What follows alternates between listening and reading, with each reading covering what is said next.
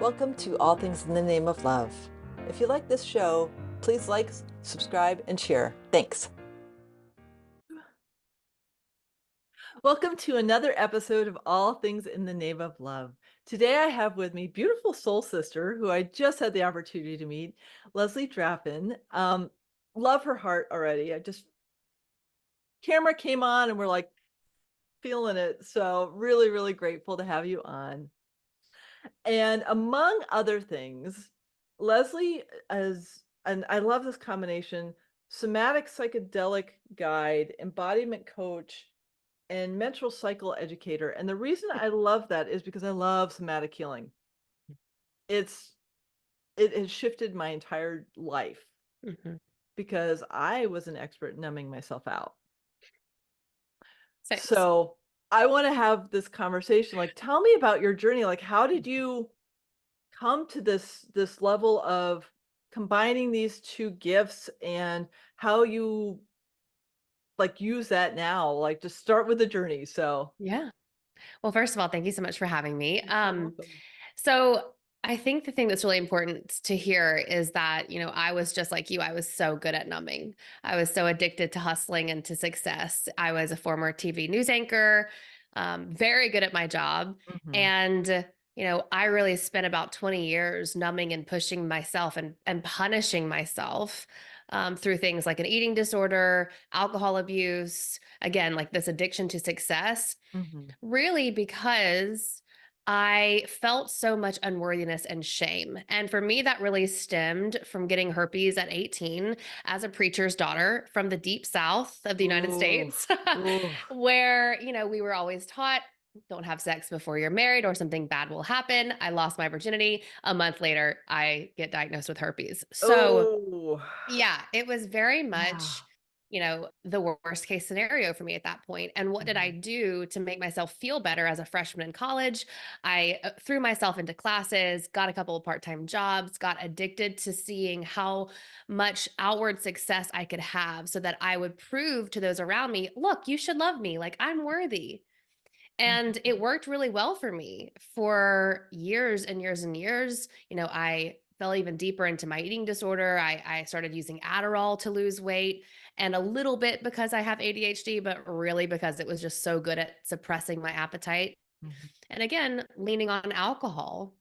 And the thing is, from the outside looking in, I think a lot of folks would think I had it all together. But in Mm. reality, I felt so, so, so stuck.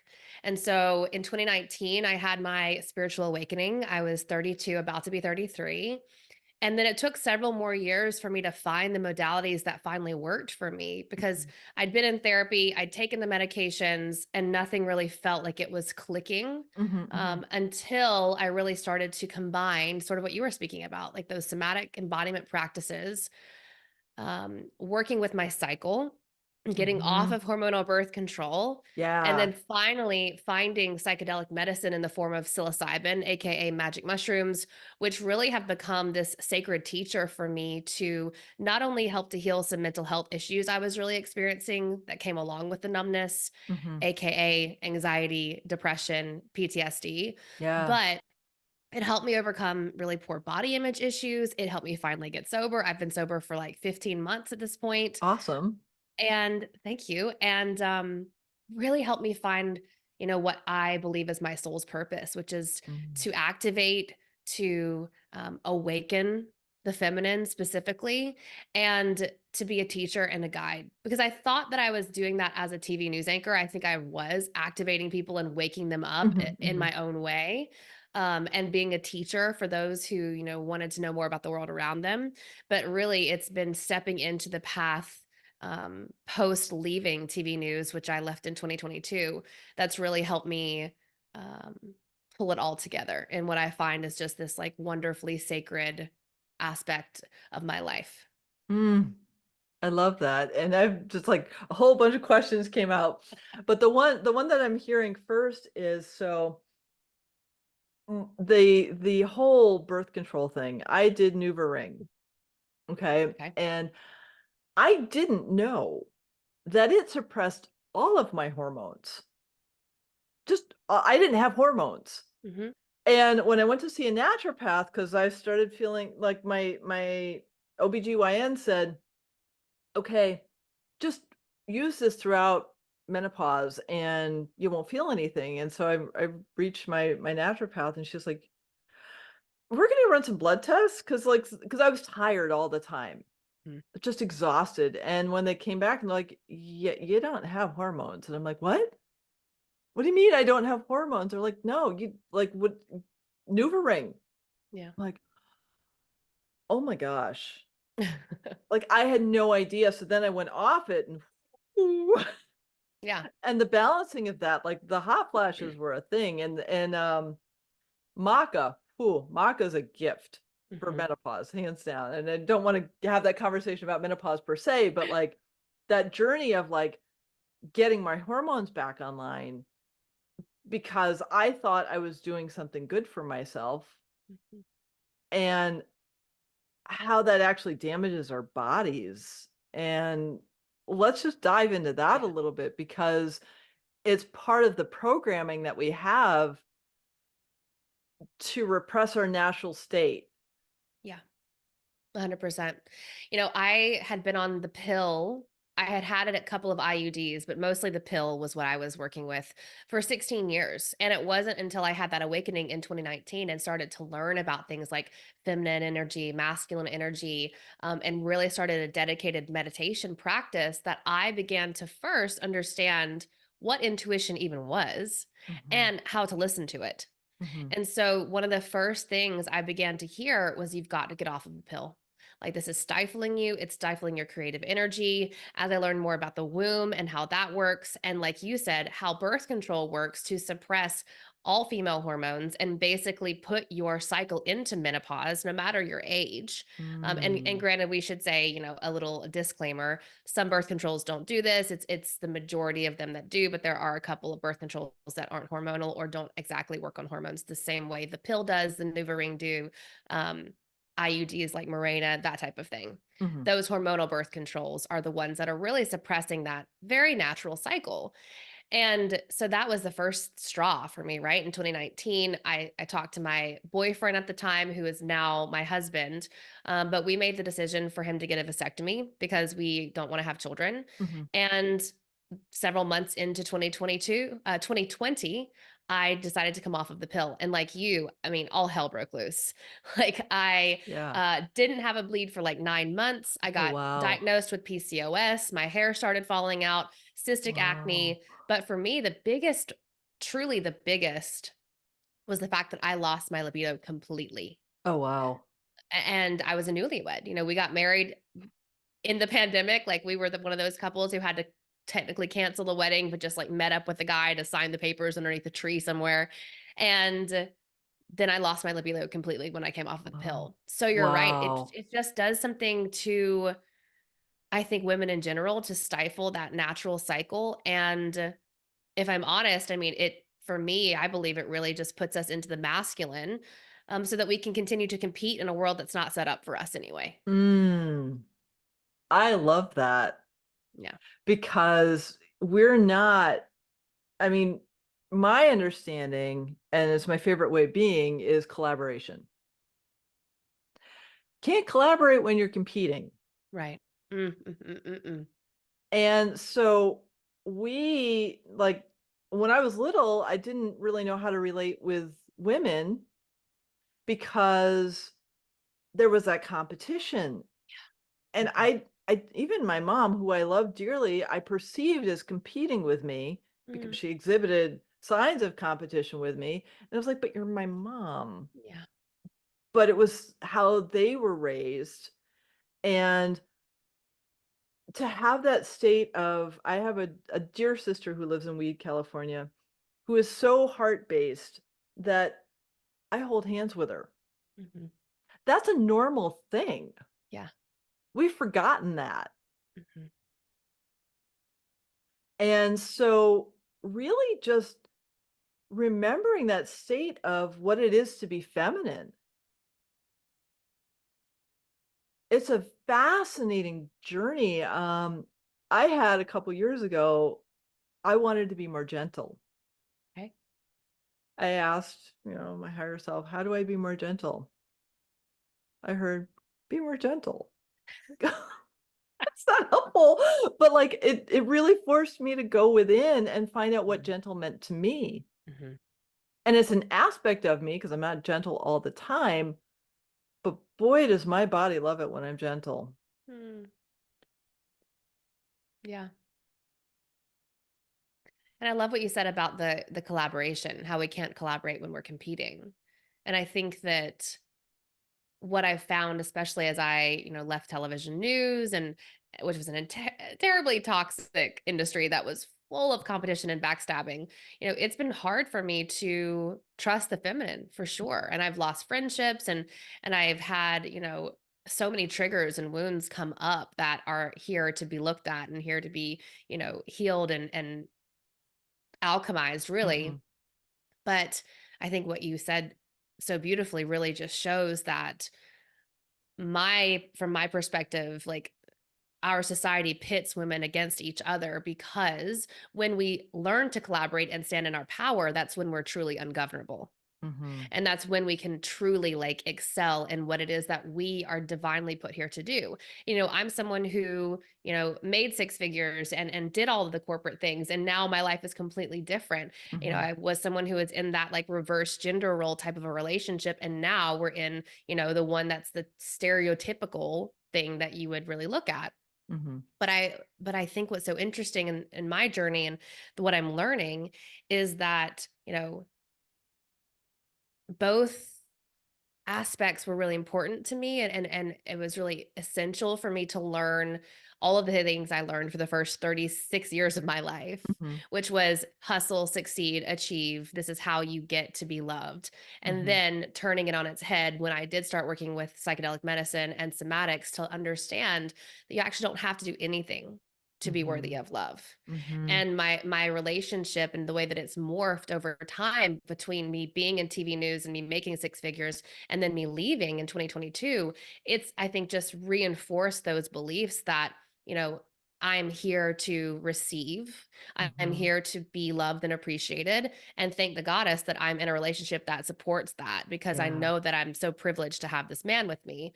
yeah, Um, and it's just so interesting, right? Like I also have, mother wounds, not specifically to the competition thing, but it's just so interesting to like look at the way that our society wants us to view the feminine. And mm, those of us on this side where we are awakened to the reality of it are noticing all of these things, but yeah, like you don't have to look far on the internet to find folks who are really stuck still in that old shit. yeah, yeah. It's really.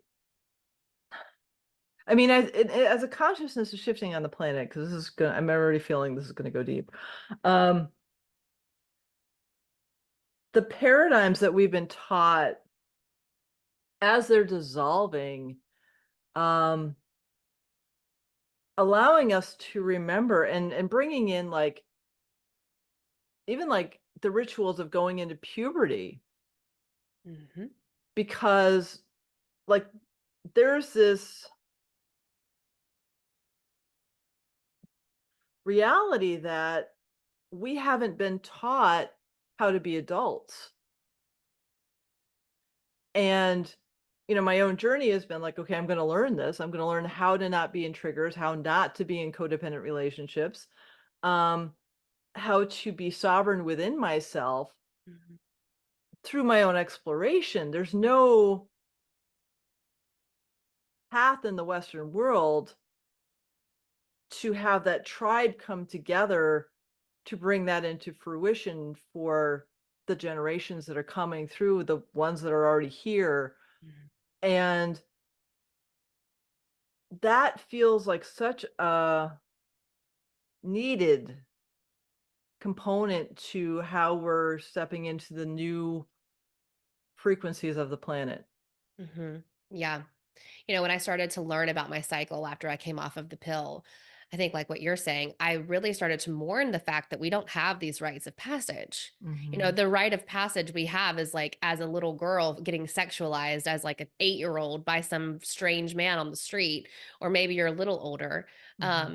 but then immediately falling into that whole idea of like, well, the cycle is gross, disgusting, embarrassing, hide it away, do not talk about it. Mhm.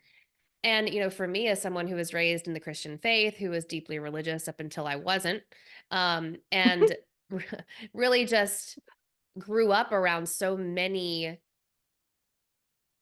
stifled Mhm. women, I guess would be Mhm. the most Yeah. polite way to say it. Like, um, it was really hard to like learn how to move through that. So I'm 33 at the point of coming off of the pill, Mhm. mourning the fact that I don't have these rites of passage. And so I had to go back and look through a lot of what I had learned and what I was believing. And so that's really where medicine in the form of sacred mushrooms came through for me, Mhm. because when I would do these journeys, I would connect with these different archetypes, that idea of moving from maiden into mother and now moving into midlife for myself into that more wise woman phase. I feel like that's really what's needed. Is it's yes, we definitely need the tribe. We need to, and we're going to have to create that ourselves. Yeah. And I think that what's wonderful is, um, there is a lot of inner work that we can start to do, at least, Mhm. on our own. And I think that that's certainly how I started, but it was never as transformational, as when it became in community with other Mhm. women. Mhm. Yeah. Well, it's really funny this is coming. I don't know why I'm being guided to share this with you, but I'm gonna do it. So I learned and this is part of sacred sexuality, is when we partner with another, we're taking on their energy, we're taking on their other partner's energies, and then it morphs out like many, many levels. Mhm. So when I was um transitioning out of a long-term relationship, a 16-year relationship, I got to do something that was passed on from French women to a friend of mine who wrote it in a book, and it's called a French clay ritual. And you fashion a lingam out of French clay, and you bake it at a very low heat, and then you meditate on it with pour coconut oil on it, and you sit on it with a skirt on, and you meditate on it, and it pulls out the energy of those other partners and cleans you out, literally. And that's an ancient practice that came from I don't know where in France, but it works really well, and I can't believe I'm Mm. I sharing it with you, love that. but it's practices like that that, how do we keep our vessels clean? How do we honor the sacredness of our femininity? Mhm. And it is the cycles, it is the clearing our vessels and really showing up in a way that's truly honoring that energy of the divine feminine. Mhm. Yeah. I'd never heard of that ritual before, You're and welcome. wow, I can't wait to learn more about this. But I totally resonate with what you're saying about all of the past lovers. Like, when I was, really trying to get my libido back after losing it post pill, I started studying with a woman named Rosie Reese, who's from Australia. She owns this amazing company called Yoni Pleasure Palace, and all of the dildos are Oh, like crystal and glass. oh wow. So I got this wonderful like jade curved wand. I mean, it doesn't look like a penis, it just looks like this curved wand. Mhm. And I started to work internally in my own vagina to Mm. meditate and breathe through what I knew was energy stuck, not only from the people that I had been with after I got divorced, but the guy that I was married to before, and the man who I got herpes with. Mhm. And what's so interesting is, like, when I would press on certain parts of my vaginal canal, I would immediately get I remember this one dude I dated after I got divorced, such a narcissist. I was working on the upper right quadrant of my like vaginal canal about 2 to 3 inches in, and I like heard him say something like in my mind's eye. Like, he used to talk Wow. so much shit about like he just knew all my triggers, and I was in my eating disorder at that point. So he had Mhm. made a comment about like my body or whatever, and I heard that. It had been years since I had been with this Wow. guy. I heard it come through, and it was like this pinch Wow. and like a tingling, like when your foot goes to sleep. Mhm. So when I, like, would press on that part of my, vagina, like, I felt those Wow. tingle feelings. So, like, Wow. energy is there, and Yeah. I breathed through it, and then I did a cord cutting afterwards, and I have not, like, had any intuitive hits around that guy since, but, like, That's isn't it wild. fascinating? So wild, and it's fascinating too about this French tradition, like, I could hypothesize, like, where I think that kinda shit comes from, but, like, I just think really how interesting that, like, this is a thing. Like, this is Mhm. the thing your body holds on to, and we Yeah. both of us being so into somatics, like, we understand that the body does hold on to our So much. trauma in ways that we So have much. no conscious idea. Mhm. And the womb, I think in the way that I teach around womb work is that the womb is like this energetic junk drawer for all the shit we don't want to look at because it's an empty vessel a lot of the Yeah. time, unless there's a baby in it or unless it's filled with, endometrial blood that you're going to, come like flush out with your bleed. Mhm. But like in general, it's a kind of an open space. Mhm. And so no wonder the energy of that guy was there. And yes, I had Yeah. had sex with him, but other energies are there too. Body image issues for me were there. Mommy issues were there for me. Like confidence issues, worth and love issues. Mhm. And it's just so interesting when we start to connect with that space, which is the creative life force energy for those in female bodies. Yeah. And I think those who are not in female bodies too, if I'm honest, because we all come from the womb, Mhm. but it's all in there. And Yeah. so if you're going to do the French clay lingam or you're going to use a crystal pleasure wand, like it's very fascinating the ways that your body will respond when we work with that like sacred sexuality and the Mhm. energy of the divine within that space. Oh, yeah, and to that end, like, the creativity energy, when we channel that within ourselves, it like, for me, I've seen it come out in painting, Mm-hmm. and when I'm feeling into it the other day, I had sleeping, some sort of activation, and then I felt massive heart expansion from just sleeping. Mm-hmm. And there was nothing other than me being present to my body that happened, but I felt the energy just flowing back and forth from my yoni all the way up to my crown chakra while I'm feeling my heart expansion because I'm allowing it to flow. And the notion of sex as like just procreation or just the pleasure of it, it's so much deeper than that. Mm-hmm. Yeah, absolutely. And I think that when we really start to understand that so much of that is also capable like solo or you don't have to do like you can do these sacred practices, sexual sacred practices when you aren't partnered, when you're just with yourself, especially with the focus on creating more creativity in your life, like that is so truly expansive because for me, in December, excuse me, I did this like 31 days of pleasure challenge. I didn't talk about it online. I was just like, let me just do this and like see what happens. Mhm. And it also wasn't like, let me see if I can come every day, but like if I do, great. Right. And the amount of like the roller coaster ride that was 31 days of that, Mhm. like between shaming myself for like not coming or shaming myself because I wanted to ask for something more kinky in the bedroom and then like felt that shame come through. Like so Oh. much of that is such a play hand in hand with our creativity, right? Like you don't have Mhm. one without the other. And I Mhm. think that when we can look at the shadows of ourself, like our shame, that's when we finally can like light everything else up. And I Yeah. also really believe that that's one way microdosing has helped me so much is because it helps me look at these things in like a new way, Mm. almost like I'm out of my body and like looking down this map of like, let's see why Leslie's the way she is. And like we like can put together all the little like blinking lights Mhm. to form this like full-fleshed picture. Mhm. But it's just fascinating. I love the way you describe that because and that journey, that's an awesome journey because you're not gonna find shame as quickly. Like, that's like, "You have any shame in you? Here's the map." Yeah.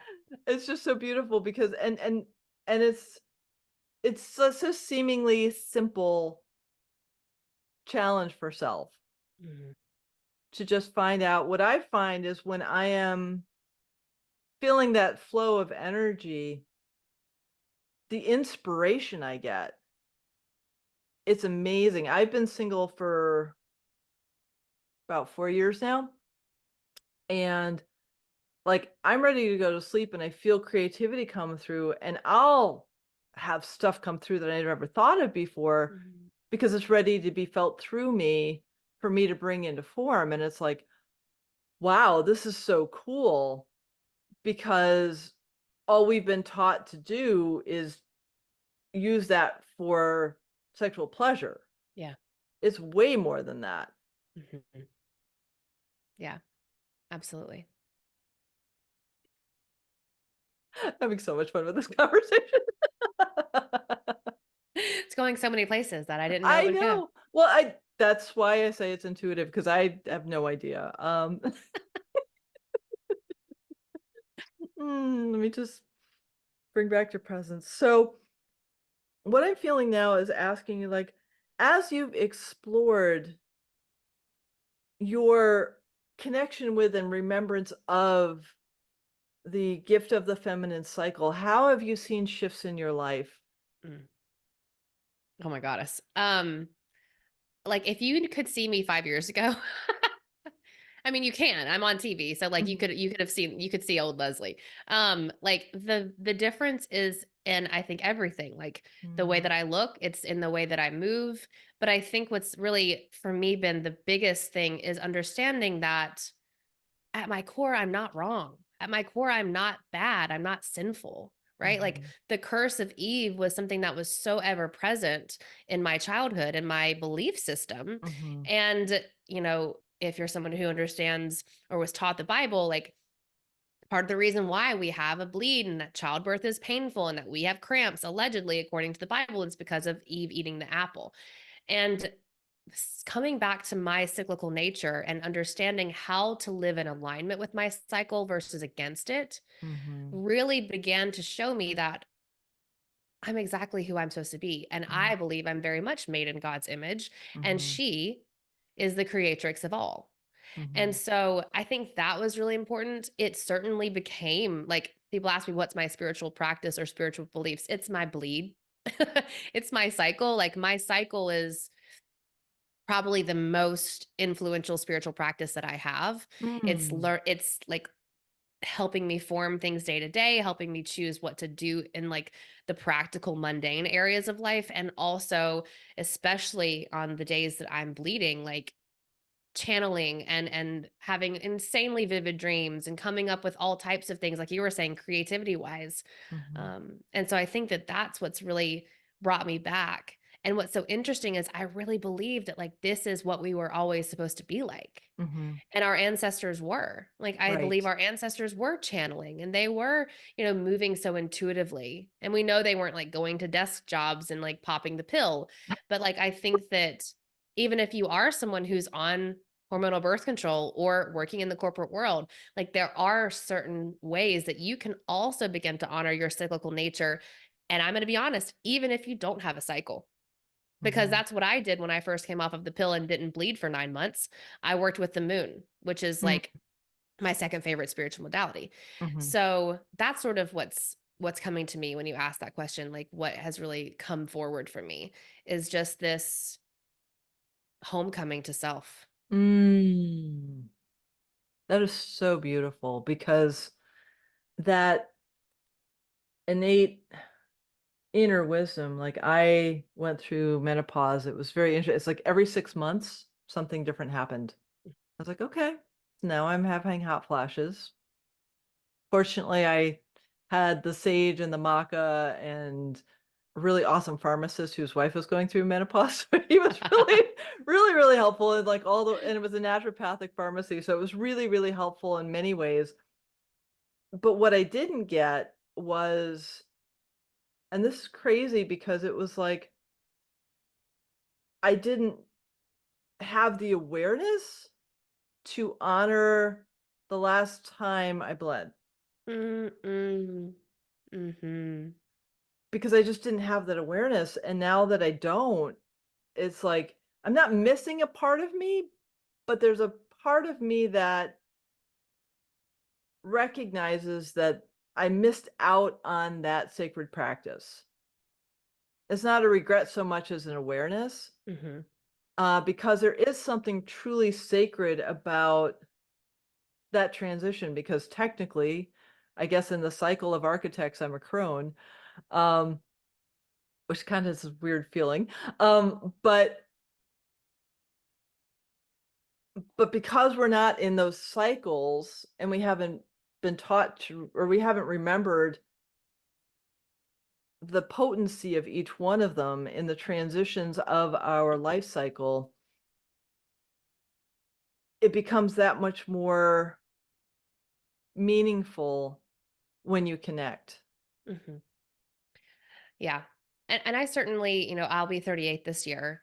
I'm already seeing some changes in my cycle, obviously, because I pay very close attention to it. Mhm, But mhm. I had a lot of grief about not having a cycle for so many years Yeah, too, right? yeah. And so the women that I work with who are of menopausal age, like who are in their crone or wise woman era, we often like to say, I think it's just so wonderful because at this stage, like, while yes, you can have that awareness that maybe you didn't have as magical of experiences and those sacred rites of Mhm, ritual whenever you were bleeding. Like, I think that's again why the moon is so essential, because mhm, every month you have the chance to do ritual that is likened to the cycle, mhm. without bleeding. And yet, Right. the phase of life that you are so blessed to be in is like this awesome place where your wisdom is like fully fucking channeled. Like, especially when you're tapped in. Yeah. Because, as we look at all the different phases, um, it's just so interesting, right? Like, how many lessons are for us through each of Mhm, these archetypes of the feminine. mhm. And we're not even talking about like all of the different feminine archetypes. We're really Right, just talking about the ones that are the main ones, or the ones I right. liken to the menstrual cycle, because I think Mhm, each phase of the cycle has its own archetype too. But when we're so busy being maiden and so busy being mother, and we're so, caught up in what I think is very much like perimenopause fire of that wild woman phase, maybe right before full crone, mhm. um, we do lose out on a lot. And Right. so I really just hope that folks who are listening, like, understand, no matter where you are or what your cycle is doing or what you have or haven't done in the past, like, you always have the chance to come back to ritual and to connection, Mhm, in the tiniest and most beautiful of ways. Because I mhm, do a lot of extreme things, and I'm certainly not sitting here saying like go do blood magic unless you really want to, but like there are just so many wonderful ways, even just honoring the outer seasons, that mhm, can, I think, really help us connect into the feminine, to the different phases within our own heroine's journey, mhm, um, and find ways to like make things so much more sacred, because I feel like that's like the zhuzh of life, is the sacredness. mhm. I completely agree with it. I remember a couple years ago, I was gifted the opportunity to bring awareness to my water and to bless it every time I filled up my container. And so I bless this water with the divine love. May it awaken the divine love within me as I drink it. Mm, It's a simple thing, mm, but just turning it down enough to be aware of the fact that I have water and I can change the frequency of this water mhm, with my intention that, I am water, 80% water or whatever it is. So why wouldn't I want to infuse that energy into me with what I'm drinking? mhm. Yeah. And that's such a good reminder as I drink this water. So I want to ask you, this just came in. So how have you, as you have shifted more into your feminine energy, how has that influenced your relationship with your husband? It is, you know, there's so many things I could say about this. So let's also understand that I'm 7.5 years older than my Okay. husband. Okay. And so when we started dating, I was 29, he was 22. Okay. I was very much established in my career. Hmm, hmm. Um, and he was just getting out of the military, going back to college. So there was an interesting dynamic for the first 6 years or so of our relationship Yeah. where it was very much like I said, those flip-flop gender roles. Mhm, mhm, And he is, very, very masculine, very, all of those stereotypical like masculine things. Like he's doing things, he's fixing everything. Like he's very, he's big. He like wants to be the protector. And I was again still so in my own wounded masculine and wounded feminine mhm, that, there were so many times where I was just so completely like walled in. And I had a lot of hurt, from having a really messy divorce in my 20s and dating some real jerks afterwards. But I really was very walled in and mhm, very unable to receive. mhm, And so when I started to do the work, and then finally when I left TV in 2022, that is when things massively shifted because, one, finances shifted. mhm. He had already started his own business. And so I really was able to help him in that as I still was working in TV. But I think the biggest shift is the fact that me getting out of his way allowed him to stand Mm, because I'm a very strong-willed woman mhm, and I was very good at what I was doing. Like I said, mhm. like that was my coping mechanism just to see how great I could be at what I was doing. Right, And I was like, I'll be damned if he doesn't know it. And so my own wounding right. kept him in a place where you can't have like two masculine beings together. There has to be Mhm. the yin and yang. And so Right. me being so in my masculine again in that wounded stage of it meant that he really couldn't stand in his. And so he was Mm, a bit more in his feminine.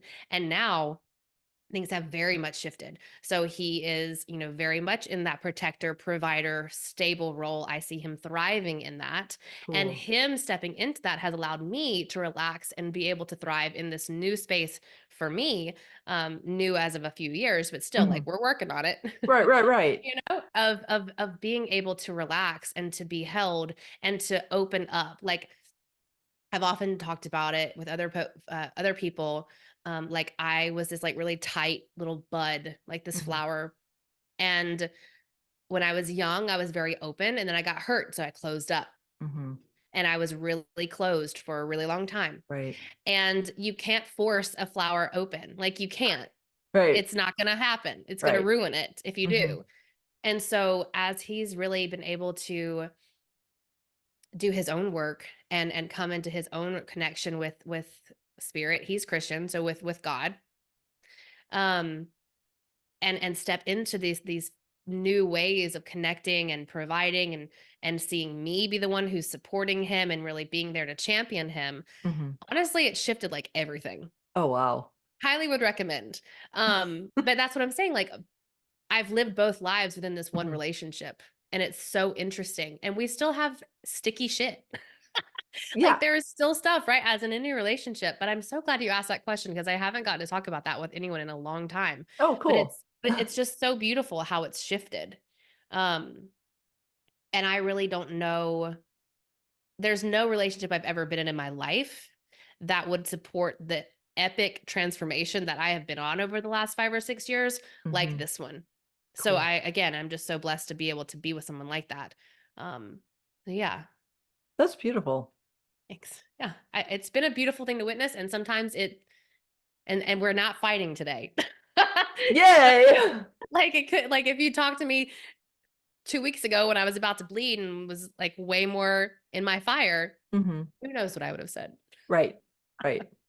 So how do you so I grew up in a Christian, family too. I was New England, so different kind of Christian, Hmm. same Protestant, but, mom was the organist, grandpa was a deacon, grandma did the cradle roll, dad was a Sunday school teacher, so I was surrounded. I was the only kid in the church for the first 5 years, like, when I was little.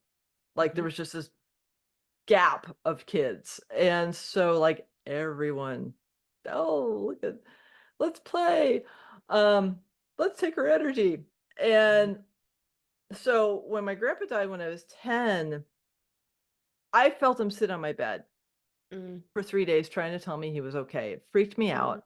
mm, Nobody to talk to. mhm, I go to my minister, like, "How do I pray?"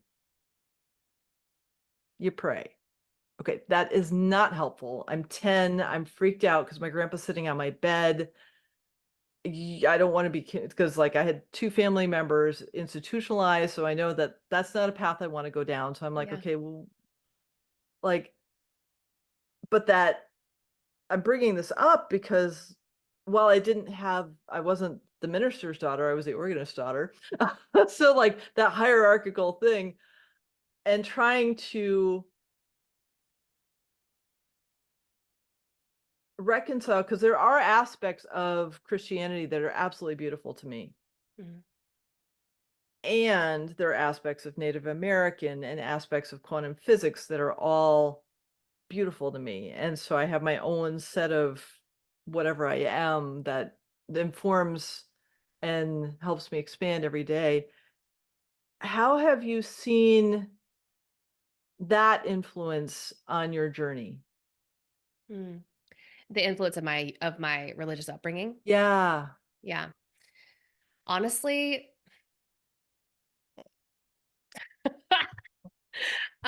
you know what? Like I feel very triggered around Christianity. I Okay. really do. And I think that and I talk about this on my own podcast and I've certainly talked about it so many times with my husband and my sister-in-law and for me what I started to grapple with. So I was like a great little Christian soldier up until I Mhm. got herpes. And when I got herpes, I was like, "Dang, like I just got so mad at God." Yeah. And it didn't help that my parents had no idea how to help me or how to talk to me about it. And Mhm. it was 2005. I was in college, like I was away from home for the first time. I desperately needed therapy, and Mhm. that was never a suggestion. Right. And it was like, pray about it. It was like the way to get therapy. So It's yeah, like come on. So I spent like a lot of time in my 20s not atheist, but, like, just not connected to spirit Mhm. at Mhm. all. And then when I was going through my divorce, I found myself going back to church to try to find something that was gonna make me feel okay. Mhm. Because what was interesting is when I was telling my dad, the preacher, what had happened with my ex-husband, he was like, you have to divorce him." Like, my dad was like, "Divorce this man." And I was like, Wow. "Okay, well, I've gotten the church's approval pretty much, like, we're gonna leave him." And then so I went back to church a little bit, nothing was really doing it for me. And then I had this wonderful therapist because it was the first time I was like dedicated going to therapy. Mhm. And she introduced me to a couple of different things, including like this whole idea of like a Buddhist principle that now is completely escaping me, but this attachment, like Mhm. Mhm. becoming unattached. And she had me read a couple of people, definitely some like codependent no more stuff. But Mhm. she also turned me on to this idea about and I'm not Jewish, so I may butcher this, but the belief in Judaism that like there is a hell, but really it's more like a place of not purgatory, but like a transition space you go to before you actually get all the way to heaven. Okay. And that for me really shifted this idea of like either you go to heaven or you go to hell. Mm. I'm like, okay, well, other religions aren't really thinking about it like I have been taught. Maybe there's other answers out there than what I Mhm. have been told. Right. And so being a good little journalist who was great at investigating, like I really started to investigate different religions and different aspects of things. Cool. And in 2019, when I had my awakening, like under the full moon in January, the full wolf moon, like felt it vibrating from my like vulva all the way to my like top of my head, Oh, wow. I really started to notice more pagan type of religions Okay. and specifically goddess based worship. Mhm. And so when I started to look at that and start to figure out what is it that I actually believe, I just got more and more angry about all the shit that I had been Mm. told as a kid. Yeah. And when I started to read more about Mary Magdalene and her gospel, I'm like, what the heck? Why was this not in the Yeah. Bible? Yeah. And when I started to do like more research around like why are things in the Bible and why are not, and like what does this really Right. mean? And like Right. we have the abortion issues, we have like the homosexual issues, like that's not really what the heck they were saying. And Mhm. also, can we trust what they said?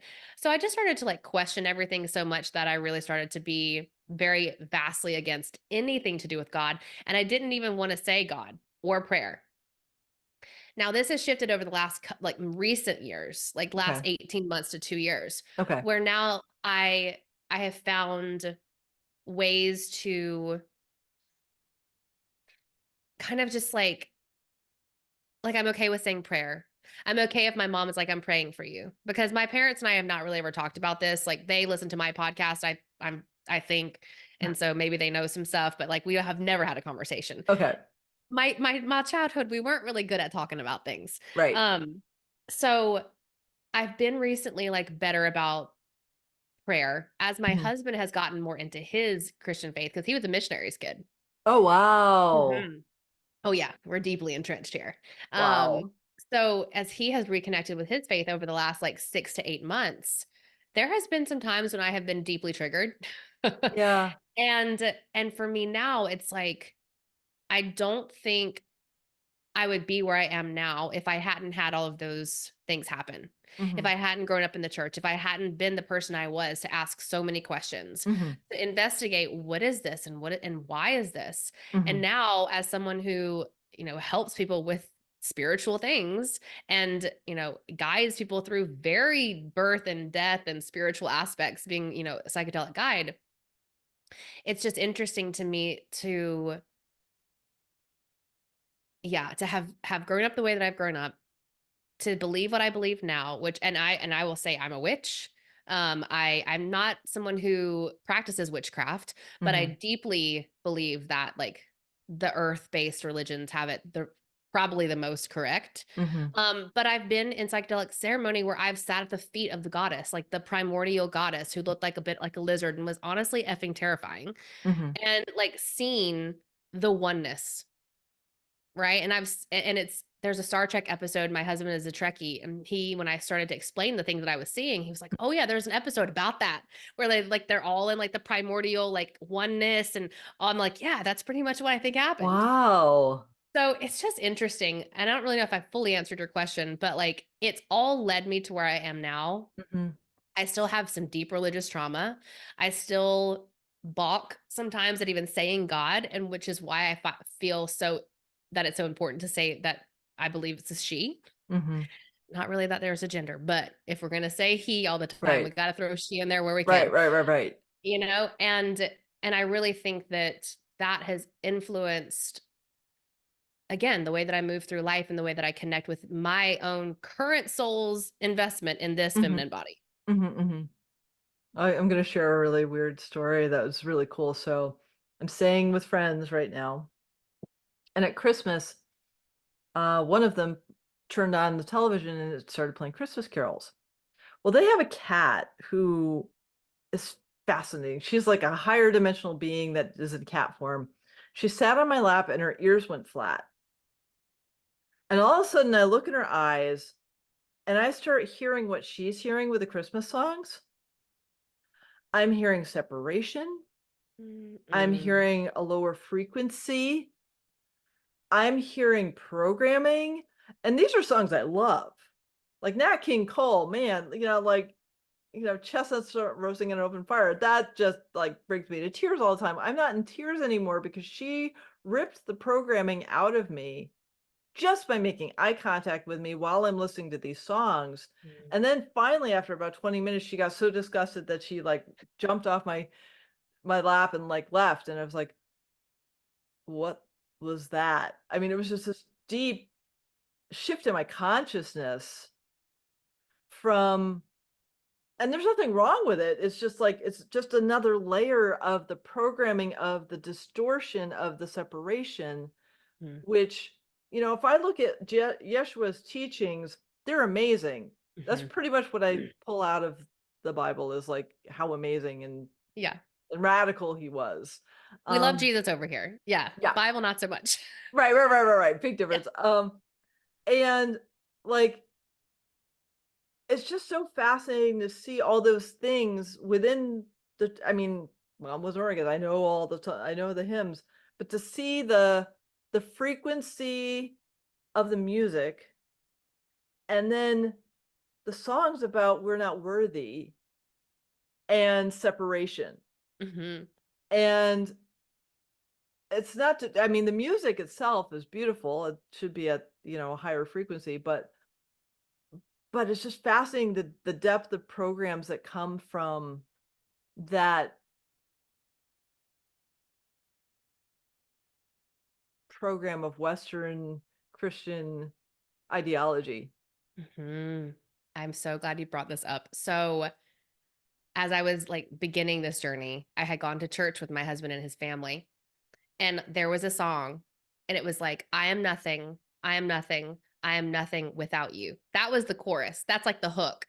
And it was Wow. like with this like fervor, and they've got all the like huge band and all that stuff. And I'm just sitting there like, damn, like this is, like you said, truly about the idea that we are separate from God, that we are separate from His grace, her Mhm. grace, that we ourselves are not really divine, even though, according to the Bible, we're made in God's image. And I Right. think what's shifted so drastically for me through the addition of psychedelics is that, like, no, I am always connected to the divine. I am the divine in flesh manifested here. Mhm. There's a seed of her here, and you're right, like all of the programming from this system that's put in place to keep us in a low vibration so that we can be controlled is one that we hopefully are becoming more aware of. Mhm. But two, like it's just so ever like I don't know, the second that you start to wake up to it and you open your eyes and you see it, you cannot unsee I it. know. And it just I continues know. to come through. And like I was sitting there, they're singing this song, and and I know this is a video podcast too, so I'll give the look. I like look at my husband like, did you hear that? Did you hear them? He's like, what? I was like, after the service, it's like, did you hear that shit? Did you hear them say that? This is exactly what I'm talking about. He was like, oh, like that wasn't really that bad. And I'm like, the next time you go, just listen to the words. Yeah. And that was like a contemporary song.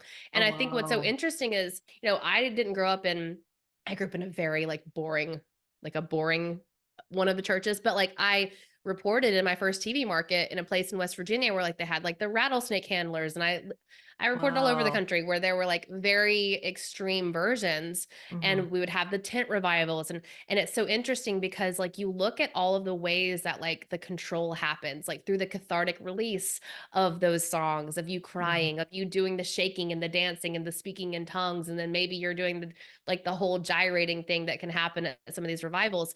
And Mhm. now I'm just like, yep, and it made you feel good afterwards because that's what cathartic release often does, and Right. you attribute that to the spirit of God being now within you, and it's like, wow, all of it is just it's just Right, interesting. because the spirit of God is already in you because you are God, Yeah. Goddess. And it's just reminding you of that, or that which is already within. Mhm. So there's no like, and for me, I remember having a job long time ago, where the owner was in a revival church in Connecticut, and he played a tape where his wife gets the hand of God placed on her, and the guy's speaking tongues, which is akin to light language. Mhm. Um, and then I hear boom. I'm like, what was that? And he says, oh, that was Jean. She fell on the floor. I'm like, was she okay?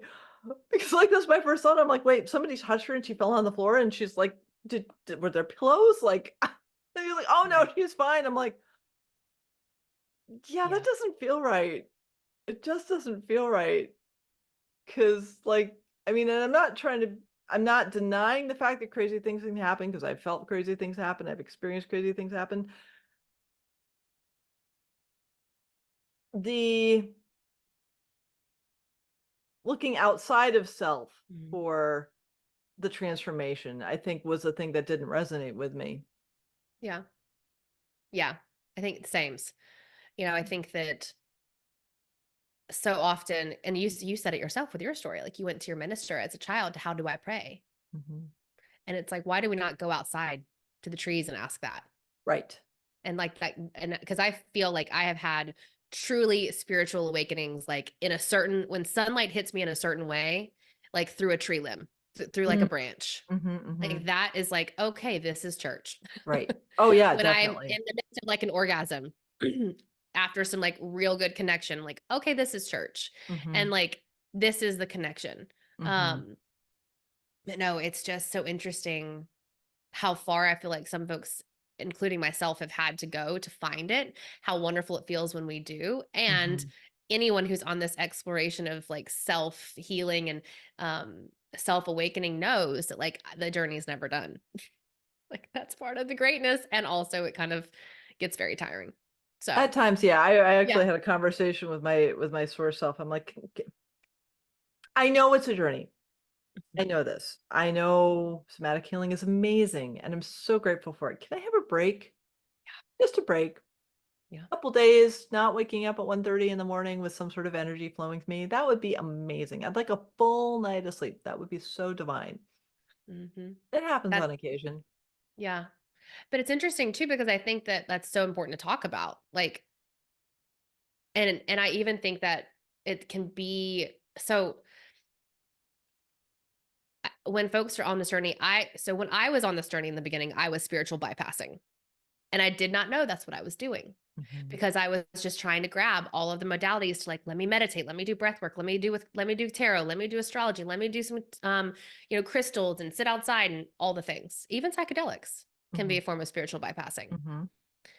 And I think that sometimes when we are so grabby with like what we want to do, like our ego is so like in this phase of like, let me heal, let me heal, let me heal because I'm healing and I'm on this journey.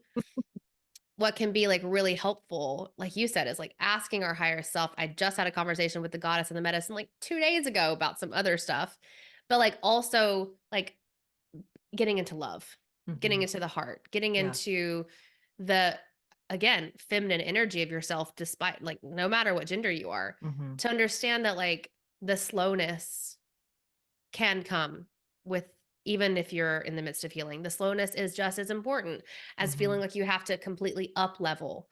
Like the spiritual world out there, especially the aesthetic one on Instagram, is like so into like spirituality for the sake of spirituality and for like what Mhm. it looks like. Mhm.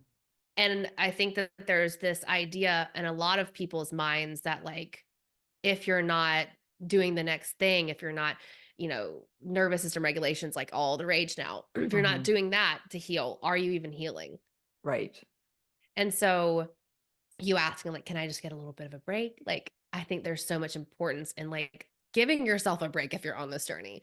Just Mhm. like, yeah, take a pause, take a sacred pause. And hopefully, you find that that is like just as important, if not more important than every other thing you're doing. Mhm. Yeah. Mhm. Completely agree. Hmm. Now, sister, I could probably talk for another 10 hours. And then being mindful of time and the rest of the world. So I'm going to Mhm. ask you one final question for now, and that is how can people find you? So folks can find me on Instagram at Leslie Draffin, and I'm gonna be switching away from social media because let's be honest, like the algorithm does not love what I talk about. So I think the easiest way for your folks to find me would be to join my email list. I have a couple of free guides, one around cyclical living, one around starting a microdosing practice that I would be happy to give you for your show notes. Sign up for those, and you'll be added to my email list.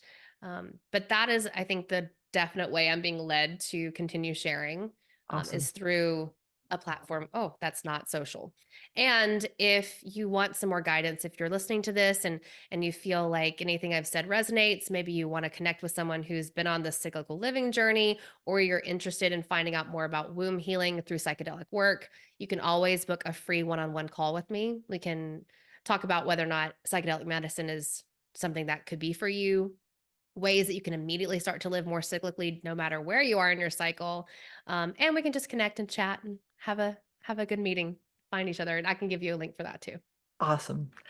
Sister, thank you so, so much for your time, for this amazing conversation, and for your presence. I am so grateful to know that you're on the planet with me at this time in consciousness. Thanks, babe.